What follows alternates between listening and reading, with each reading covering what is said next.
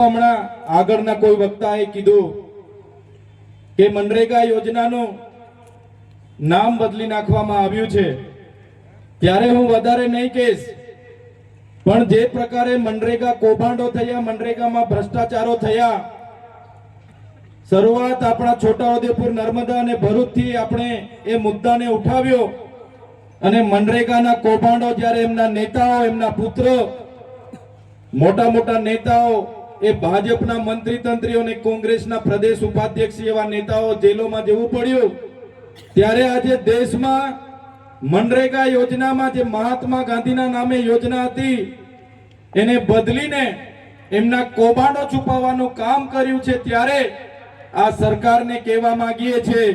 મનરેગાનું નામ બદલવાથી અમે તમારા કૌભાંડો ભૂલી નથી જવાના, આવનારા દિવસોમાં તમને એનો જવાબ મળી જવાનો છે। એમણે નામ બદલ્યું, જી રામજી રાખ્યું। આપણા વડીલો બધા કહે છે રામજી તો સૌના હૈયામાં વસે છે, પણ કૌભાંડોમાં એમના નામનો ઉપયોગ જ્યારે આ ભારતીય જનતા પાર્ટી કરે છે, આવનારા દિવસોમાં એ ભારતીય જનતા પાર્ટીને સત્તામાંથી આપણે બધાએ જાકારો આપવાનો છે।